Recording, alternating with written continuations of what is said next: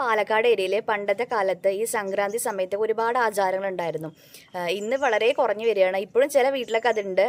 പണ്ടത്തെ കാലത്ത് എന്തൊക്കെയാ അന്ന് ചെയ്തിട്ടുണ്ടായിരുന്നു? നമുക്ക് ഇവിടുത്തെ അച്ഛമ്മയോടൊന്ന് ചോദിച്ചു നോക്കാം. പണ്ട് ഈ കർക്കിടക സംക്രാന്തിക്കൊക്കെ എന്താ ചെയ്യുക പണ്ടത്തെ കാലത്ത്? ചേട്ടേ കളിയോ? അതെന്താ ചേട്ടേ കളിയ പറഞ്ഞ? ചേട്ടേ കളിയ പറഞ്ഞ എന്താണ്, പിന്നെ നമ്മുടെ ചേട്ടയും ഇതൊക്കെ വീട്ടിൻ്റെ ഉള്ളിലത്തെ പഴയ സാധനങ്ങളോ? പഴയ സാധനങ്ങൾ പൂവെന്നല്ല. ചേട്ട പറഞ്ഞ ചേട്ട ജാതികൾ കാണും. അത് തച്ചിപ്പോ പുറത്താക്കുക. അവരിനെ വീടൊക്കെ വൃത്തിയാക്കുക അല്ലേ? വീടൊക്കെ വൃത്തിയാക്കിയിട്ട് അടിച്ച് തുടച്ച് എല്ലാം കളഞ്ഞ് നിന്നിട്ട് ആ ചേട്ട കളയുക. എന്താ പറയാ കളയുമ്പോ?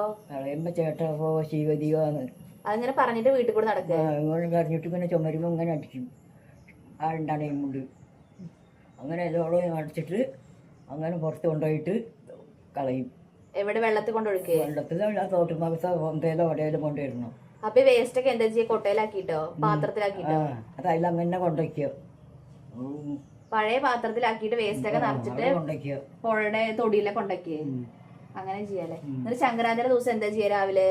സംക്രാന്തിക്ക് പിന്നെ രാവിലെ പിന്നെ വെക്കും. ചോറ് കൂട്ടാനൊക്കെ വെക്കുക. പിന്നെ വൈകുന്നേരം പിന്നെ ഇറച്ചിയും ദോശയും ഉണ്ടാക്കുക.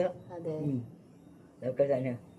ശീബോധി പറഞ്ഞാൽ പലയ മോറിയിട്ട് അതിൽ പൊട്ട് കുത്തുക. 2 പലയ മോറി പൊട്ട് കുത്തുക. ആ പൊട്ട് കുത്തിയിട്ട് അതിനൊരു കിണ്ണം മോറുക, ഒരു കിണ്ടി മോറുക. എന്നിട്ട് അതിൻ്റെ പലയുടെ മുകളിൽ വയ്ക്കുക. എന്നിട്ട് നിലവിളക്ക് കുളത്ത് വയ്ക്കുക. എന്നിട്ട് ചന്ദനത്തിരി നിലവിളക്കൊക്കെ കുളത്ത് വെച്ച് അതിൽ വിളക്കും കുളത്ത് വെച്ചിട്ട് പോകും. എപ്പോഴാ ചെയ്യാ? രാവിലെ. കർക്കിടക ദിവസം 1-ാം തീയതിയോ? 1-ാം തീയതി നേരെ മടുക്കുമ്പോൾ നേരത്തെ നോട്ടിട്ട്.